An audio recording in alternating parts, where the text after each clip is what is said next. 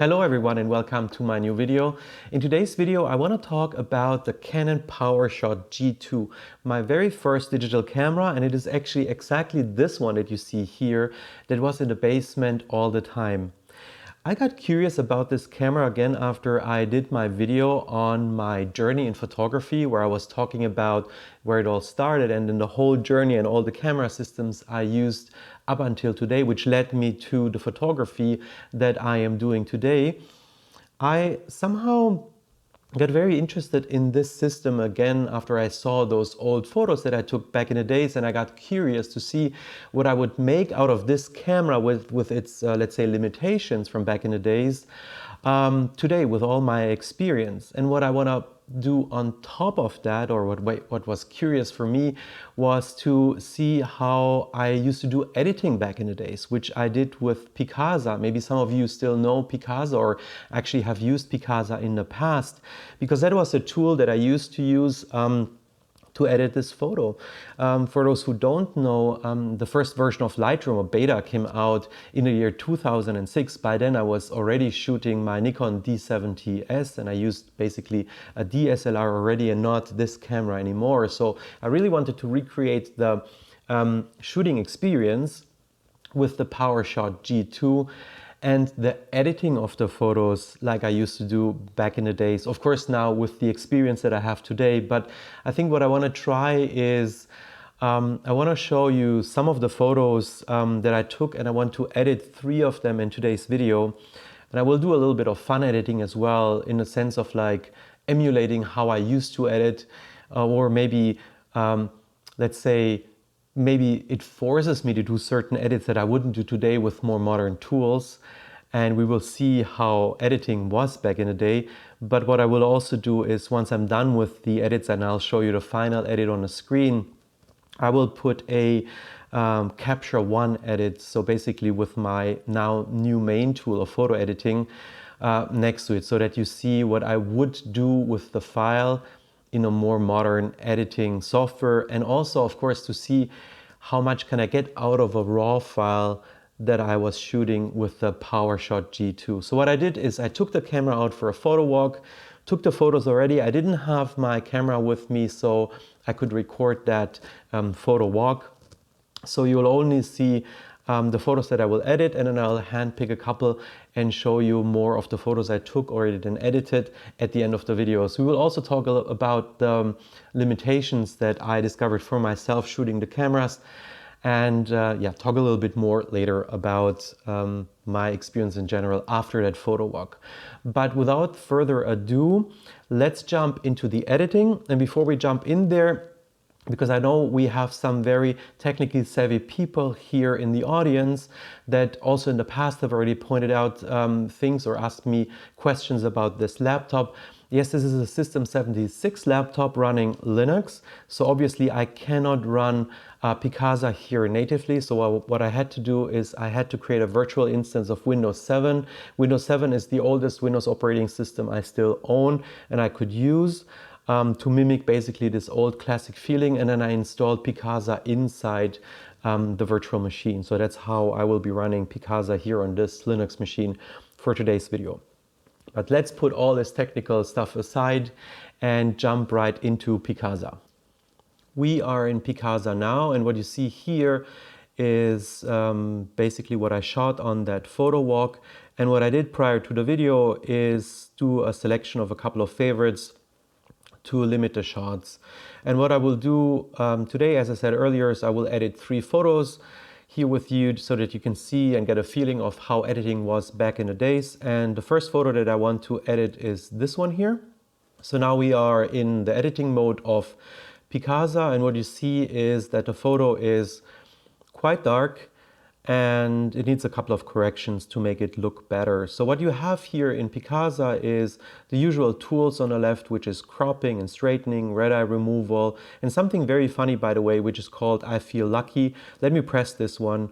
So if you press it, it did something. Okay, in this photo I didn't do a lot of changes, but it would sometimes do very funky effects. So this is basically if you want to be in for a surprise, more of a fun thing where Picasa would just do something random to your photo. I will undo that now. Obviously auto contrast, auto color, and so on and so forth. Let's actually check what auto contrast would do to this photo, and auto color. Also not a lot for this particular photo. But where it gets more interesting is here in the second tab where we have fill light. So basically we can change the exposure, right? So we can brighten an image. We can add highlight. We cannot subtract with Picasa. And you can also just add shadows. You cannot brighten them. So that's also something that we need to consider when editing with a tool like Picasa. But yeah, so first thing that I want to do is I want to brighten the image a little bit. And also what I want to do now that I see here on the right side that there's some kind of like street sign, I want to crop the image. What is very interesting about cropping with Picasa is the following. When you go to the crop mode, you get 3 crop suggestions that Picasa does by itself, which I really missed when I went from Picasa to Aperture, later to Lightroom, and now to Capture One. It does these fun suggestions where it thinks about some composition that Picasa would suggest. So this one I personally wouldn't like, and I really heavily used it. I always checked the crops that it would suggest. So for example, this one here, now the third one that I just clicked on, I must say, I really like. This would probably be really the cropping that I would have done even manually, so I will choose this. All right, so now we crop the image. We already added fill light. What you now see also, a disadvantage of Picasa, is that when you switch tabs, tools, or photos, and you come back to them, you don't see the edits anymore. So earlier we added fill light, now you see that it's back to 0. So yeah, this one basically doesn't remember the edits. Again, so we don't want to put highlights because we cannot get them back, and we don't want to add more shadows because yeah, we cannot brighten them up. So we need to stick with what we have here. So the only thing that is now left to do in this tab is to choose the color temperature that we can do here. So we can get it into more cool tones or more warm tones. But what we want to do is we'll take the color picker. And this is a nice photo because it has gray concrete. So basically we have a neutral color here. So I can take the neutral color from the concrete and you see how the image now got cooler. And for my personal taste, and because it was a very warm winter afternoon with this golden light, I will now manually add a little bit more warmth, but less than it was when we started editing. So I think this for me is enough, and to be honest, this would be the edit that I would do from today's perspective to this photo. When you ask me now, it's good to go for social media, Flickr, and so on and so forth. But before we move on to the next photo, what I want to show you is a couple of fun things that I used to do and you can do with Picasa that today I would not do anymore. But just for the sake of this one photo, I want to show you a couple of things that you could do with Picasa, which for me is signature stuff of the early 2000s that, you know, you've seen that everywhere on the net. So let's check out the next 3 tabs of Picasa. So it has these fun and useful tools. One, and then it has more and even more things. And you know, here are also very serious things like sharpening and black and white and warmify and all these kinds of like things. But you know what you were seeing in the beginning of the 2000s were things like glow. You know, people were adding this glow, you know, and then you could say the intensity of the glow, and then you see how this image became, you know, how I would call it today, let's say the Lord of the Rings style. You know, it always reminds me of some Hobbit land if you add glow. Or what you can also do is like a tint, right? Like a color tint across the board. You can define the fade, the tint color, and so on and so forth, which was fun, and I used it a lot. I think the graduated tint I used a lot as well. So of course, in the more professional version of this tint, I use these kind of things today as well in Capture One. And then we have soft focus, right? So you can have this focus point that you can move around. Also heavily used, to be honest, when I didn't have cameras with a very shallow depth of field. And then we had focal black and white. I don't know if you remember that, you know, photos of a red rose, for example. We have this red rose, but then basically black and white the rest. So yeah, this is this filter where you can basically, again, move something, keep it colorful, change the size of the circle, and yeah, basically have the rest of the image be black and white. And so the list goes on here. You know, you can have a heat map and all these fun things. So yeah, from today's perspective, or my goal in photo editing, I wouldn't really use these kind of tools today in my personal editing, but they were fun stuff for me in the past. So having said that, let's look at the final image and the Capture One edit on the right side of it.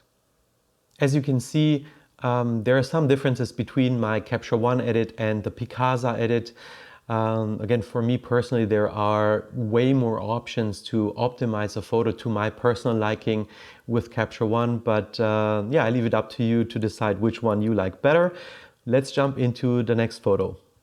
Here we have a more difficult photo, if you ask me, for tools like Picasa. So let's also start with the crop again and see if the intelligent crop has something interesting and useful for us that we want to use. So here it has a very creative crop that I personally don't like. Here it tried to isolate the tower. And here it has, yeah, this is a crop that I actually would say I like. So let's choose this crop. And let's move on to the main tool section. Again, there is this fill light.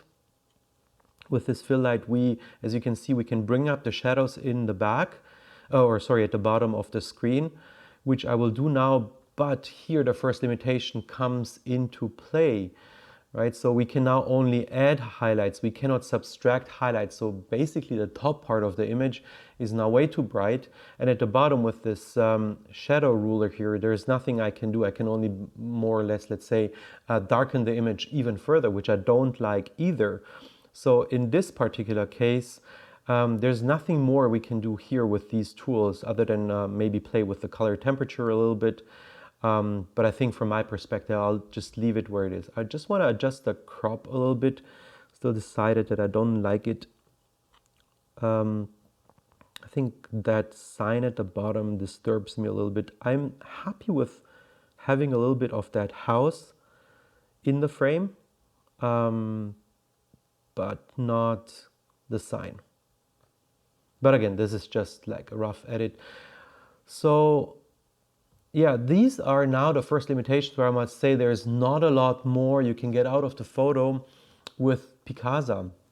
This is where later when you will see the final edit, there's a lot of things that you can do with Capture One that I was not able to do with Picasa. So I would leave it like this. The only thing that I think I would try to make it a little bit more Instagrammy and make the best out of this is use one of the fun filters. But that's basically it. Let me show you the fun filter that I would use for this particular photo. Let's see where it is. There was some kind of like Lomo-ish, exactly this one. Let's try it.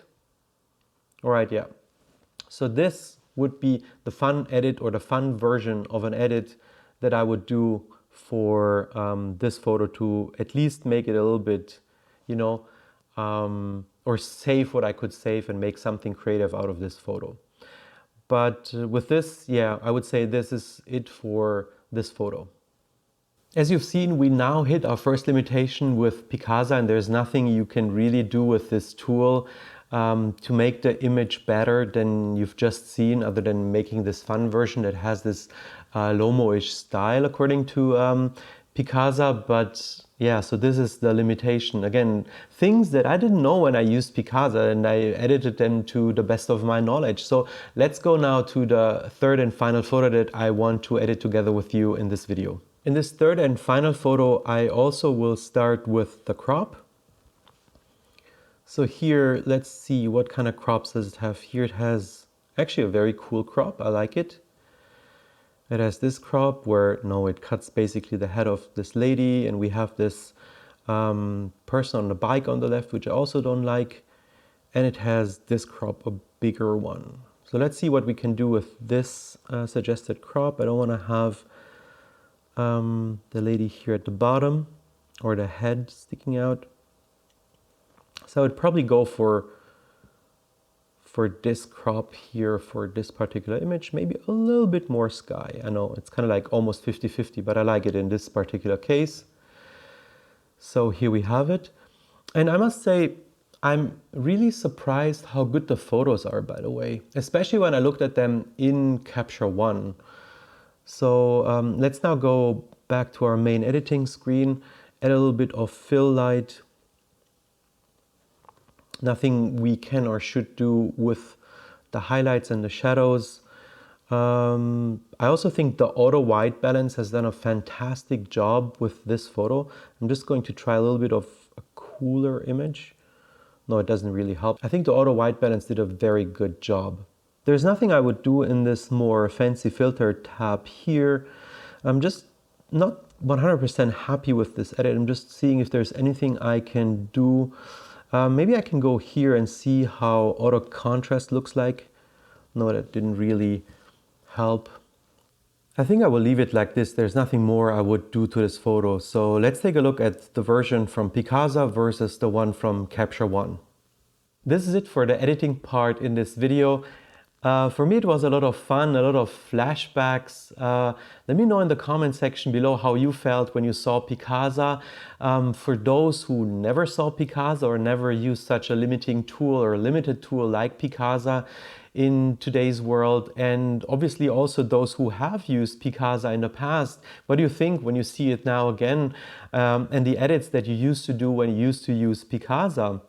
So for me, I must say I really missed a couple of things that I'm now used to when editing with Capture One or Lightroom. So the editing part is definitely nothing that I miss other than this retro feeling that I just had when editing the photos or seeing the I feel lucky mode. The shooting part is different. I think it was a lot of fun.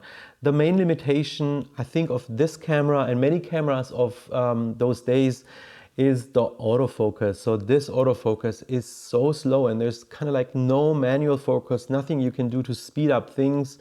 I tried to take a couple of pictures of seagulls that you see now on the screen, and I really had problems like basically hitting one or making one sharp photo of them, because by the time it got the focus, they were either flying away or looking the other direction and so on and so forth. So I think that is the main limitation of this camera, the autofocus. The rest, I mean, of course, 4 megapixel is not a lot. If you want to print photos today or in today's world, I think it doesn't really cut it unless you really want to make just photo-like prints, 8 by 15 centimeters, for example. But other than that, I think for social media like Instagram or Facebook, it would do a fantastic job. I think the quality of the raw files, as you've seen from the shots, is pretty amazing, to be honest, for an 18-year-old camera, right? So we're talking about 18 years here, not just 5 years or 10 years. And I was really happy. It was a lot of fun. Still, I think it will go back to the box where it came from and then back in the basement. But yeah, it was really cool. Anyway, that's it for today's video. I want to thank you so much for watching. I will now show you a couple of more photos from that photo walk edited in Capture One and Picasa. And I'll see you next time. Thank you so much. Bye-bye.